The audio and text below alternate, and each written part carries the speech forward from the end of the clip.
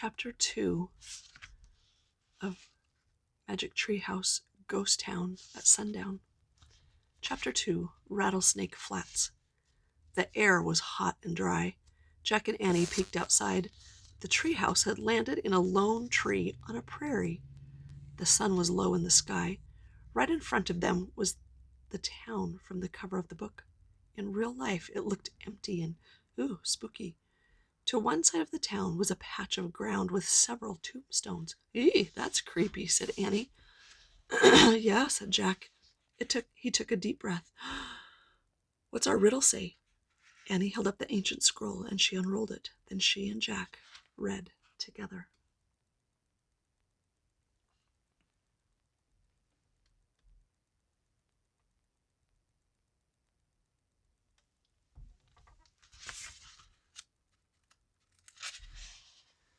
Out of the blue, my lonely voice calls out to you. Who am I? Am I? Jack pushed his glasses into place and read the riddle again to himself. Out of the blue, my lonely voice calls out to you. Who am I? Am I?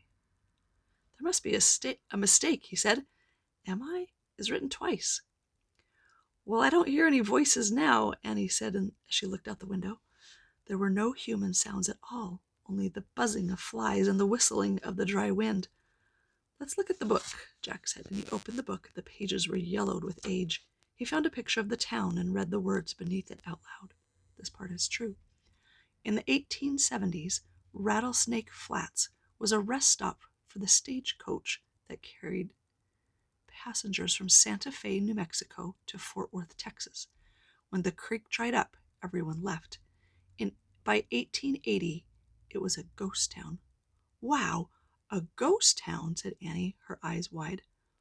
Let's take a quick look around, said Jack, so we can leave before dark. Right, said Annie. Let's hurry. She started down the rope ladder. Jack put the old book into his pack, and then he followed Annie down the ladder. They stood by the tree and looked around. Tumbleweeds blew across the dry ground. Suddenly, something jumped past them. Yikes, they both said. But it was just a rabbit. A long-legged rabbit hopping past them. Hey, he's just like that rabbit we saw at home, said Jack. Yeah, that rabbit must have been a sign of things to come, said Annie. The rabbit hopped across the prairie and out of sight. I'd better take notes, said Jack. He reached into his backpack and took out his notebook and pencil. He wrote, Rabbits with long legs. What's that sound? Said Annie. What sound? Said Jack. That rattling sound, said Annie. Jack looked up. What? He said. There.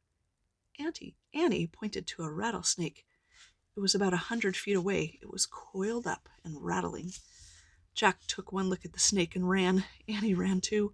They ran past the graveyard and right into the ghost town. I guess that's why this town is called Rattlesnake Flats, said Annie when they stopped. Jack looked around. The town was hardly big enough to call a town. There was one unpaved street and a few old buildings. It was quiet. Too quiet. Look, a store, said Annie, and she pointed to a building. The faded sign said General Store. Let's look inside. Maybe the answer to the riddle is in there. Jack and Annie stepped onto the porch. The wooden boards creaked loudly. The door had fallen off its hinges. They peeked inside. The air was thick with dust. Spider webs hung from the ceiling. Maybe we shouldn't go in, said Jack. But what if the answer's in here? Said Annie. Let's just take a quick look. Jack took a deep breath. Okay. And he and Annie tiptoed into the store. Look, said Annie, and she picked up a pair of rusty spurs. Careful, said Jack, and he poked at other stuff in the store. An old feed sack, a rusted tin cup, a faded calendar dated 1878. Oh, wow, said Annie. She held up 2 cowboy hats. She put one on and handed the other one to Jack. For you. It's too dusty, said Jack. Just blow on it, said Annie. Jack blew on his hat and a cloud of dust rose up. Jack sneezed. Achoo! Just try it on, said Annie. Jack put the hat on. It nearly covered his eyes. Boots, said Annie, and she pointed to a row of cowboy boots on a shelf. There are even some small ones, like our size. There's a pair for you, Here's a pair for you, and she handed the boots to Jack. They're not ours, he said. I know, but just try them on, said Annie. Jack turned his boots upside down and shook them as hard as he could. What are you doing? Annie asked, pulling on another pair of boots. Checking for scorpions, said Jack. Jack, Annie laughed. Try them on. Oh, Jack sighed, and he pulled off his sneakers. He pushed his feet into the boots. He pushed and pushed. The boots were really stiff, and finally he got his feet inside, and then he tried to walk. Ow! He said, forget it, and he started to pull off the boots. What's that? Annie said. Jack froze. Piano music, said Annie.